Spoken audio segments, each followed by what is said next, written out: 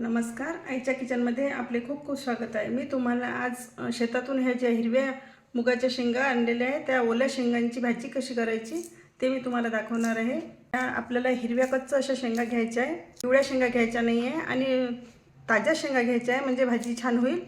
याच्या आधी मी तुम्हाला तुरीच्या दाण्याची भाजी करून दाखवलेली आहे, तर त्याच्यासाठी मी हिरव्या मुगाच्या शेंगा घेतलेल्या आहे। याच्या अशा पद्धतीने मी दाणे काढून घेणार आहे। हिरवी मिरची घेतलेली आहे मी भाजलेली, थोडंसं धनेपूड, थोडा गरम मसाला, जिरं, आल्याचा तुकडा, 7-8 लसूणाच्या पाकळ्या, हिरवी कोथिंबीर, एक टोमॅटो लागेल आणि कांद्याची जर हिरवी पात असेल तर ते सुद्धा घ्या, म्हणजे फोडणीमध्ये छान लागते। आता मी या शेंगांचे दाणे काढून घेते आणि हे जे सर्व साहित्य आहे, कोथिंबीर, हे सर्व साहित्य मी मिक्सरमध्ये आधी वाटून घेते आणि नंतर दाणे भाजून वाटायचे आहेत।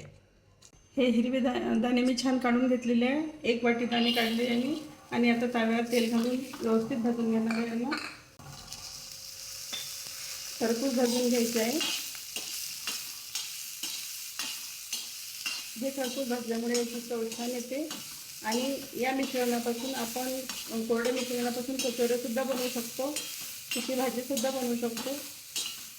आणि मी मिक्सरच्या भांड्यामध्ये पाणी न घालता वाटून घेणार आहे। आता मी एक गंज ठेवून घेतलेला आहे, याच्यामध्ये मी तेल घालते। तेल थोडं जास्त लागेल आपल्याला, म्हणजे भाजीला तरी छान यायला पाहिजे। आणि जे हिरवं वाटण केलं होतं मी, हिरवी मिरची, लसूण, आलं, जिरं, याचं हे घालून घेते याच्यामध्ये आणि बारीक चिरलेला टोमॅटो घालून घेते। हे तेल सुटेपर्यंत व्यवस्थित परतून घ्यायचं आहे। आता याला तेल व्यवस्थित सुटलेलं आहे, याच्यामध्ये मी थोडासा मटण मसाला घालून घेते आणि जे वाटण केलेलं आहे आपण हिरव्या दाण्याचं ते मी याच्यामध्ये घालून घेते। हे 3-4 मिनिटातच परतायचं आहे। याच्यामध्ये थोडी हळद घालून घेते मी। हे थोडं कोरडं होऊ द्यायचं आहे आपल्याला याच्यामध्ये, म्हणजे तेल छान सुटेल भाजीला। झालेलं आहे आता आपलं। याच्यामध्ये मी जे आपण मिक्सरच्या भांड्यात वाटण केलं होतं त्याचं थोडं पाणी घालून घेणार आहे आणि परत तेल सुटेपर्यंत थोडा वेळाला शिजू देणार आणि बाकीचं पाणी नंतर घालून द्या। 5-1 मिनिटं हे मिश्रण मी अशा पद्धतीने मिक्स केलेलं आहे आणि याच्यामध्ये मी आता पाणी घालून घेते। आपल्याला जेवढं पाणी लागेल तेवढं आपण घालू शकता, खूप घट्टही करायचे नाही आणि खूप पातळही करायचे नाही। आणि जे मिश्रण मी वाटलेलं होतं ते थोडंसं किंचित जाडसर ठेवलेलं होतं, म्हणजे भाजी छान लागते। याच्यामध्ये मी आता चवीनुसार मीठ घालणार आहे आणि मी जे तुरीच्या भाजीमध्ये कांद्या खोबऱ्याचं वाटण केलेलं होतं ते सुद्धा तुम्ही याच्यामध्ये घालू शकता।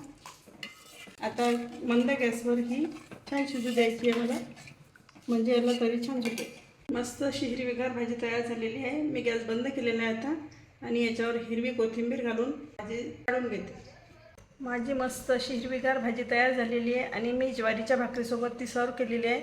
ही मी हातावरची पापुद्रा आलेली छान भाकरी केलेली आहे। तुम्ही भाताबरोबर किंवा पोळीसोबतसुद्धाही खाऊ शकता। आणि मी याच्या आधी तुम्हाला आंबाडीच्या भाजीची जी चटणी केलेली त्याच्यामध्ये हातावरची भाकरी कशी करतात ते दाखवलेली आहे। आणि माझा जर व्हिडिओ तुम्हाला आवडला तर लाईक, शेअर आणि सबस्क्राईब करायला विसरू नका। धन्यवाद।